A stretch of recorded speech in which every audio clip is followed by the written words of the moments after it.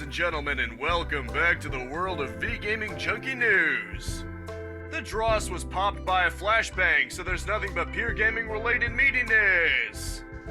It is all about the electronic good stuff as we dive deep in all that's new in the various interactive virtual worlds.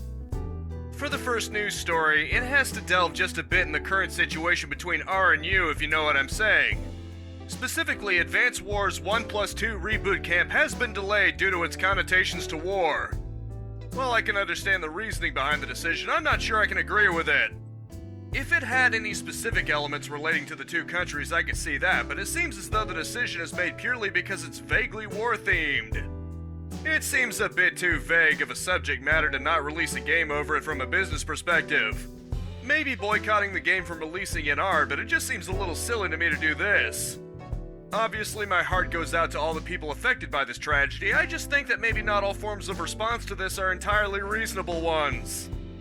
And so another day, another act of censorship by Sony in the video game industry.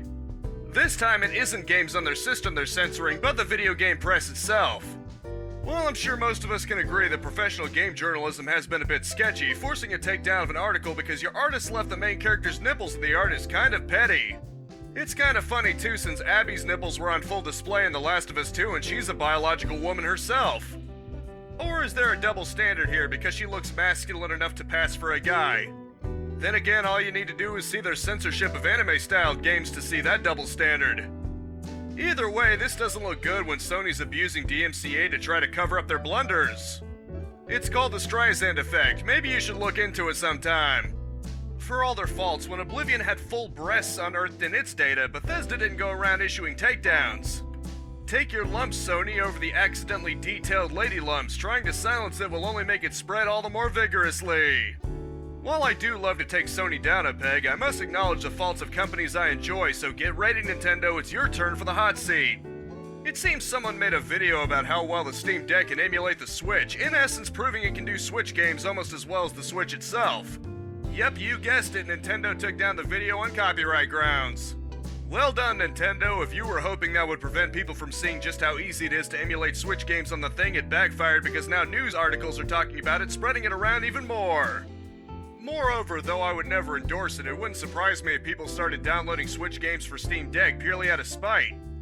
When you pull things like this, it really doesn't get you into the good graces with gamers. It's great that you finally allowed us to even upload Let's Plays without trying to red tape the crap out of it, but maybe you can chill when it comes to things like this. Unless it's directly showing people how to acquire ill-gotten copies of your games, then maybe you should just let it be. Emulation doesn't have to be evil. There are ways to rip your own copies of games that were paid for, and why do you care if they're paid for? And so rumors are spreading about the Funimation brand and its deteriorating goodwill. What's recently going on really isn't helping with that perspective because it seems a lot of Funimation's content is going under the Crunchyroll brand. This is leading to speculation that Sony is sort of using Crunchyroll's name over Funimation's. Given the rumors of Crunchyroll disappearing, it's a little funny that it might end up being the dominant one between it and Funimation. Funimation has had a number of controversies around them over time, so perhaps Sony is finding more value in Crunchyroll's name than Funimation's at this point. Or maybe I'm reading too much into this, but it's interesting how it was Funimation stuff that moved to Crunchyroll and not the other way around. Oh well, either way it'll be interesting to see how this shakes out over time. So the director of Soulsborne himself, Hideki Miyazuki, has commented on complaints that the games are too hard. Contrary to what some people may have thought he would say, he didn't just say get good and drop the microphone. Instead, he explained that while he sympathizes with players feeling frustrated, his intention was the satisfaction of overcoming challenge. While he has no plan to change the difficulty in his games, thankfully, he considers Elden Ring the most encouraging Soulsborne yet. To quote him, that's the thing about Elden Ring, its open world has your back in its own often painful way. I think it's a very respectable answer, and honestly, most of the Soulsborne games already have ways to make things easier. You can look around for better equipment, overlevel, or summon friends to fight your battles for you. There are ways to make it easier, so it doesn't need a straight-up easy mode in my opinion. You just have to actually look around for those easier methods, not expect them to be handed to you. By the way, if anyone wants to see me livestream Elden Ring, let me know in the comments below.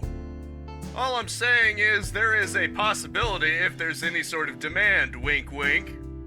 And so there's a rumor that Microsoft is considering a new Fallout New Vegas.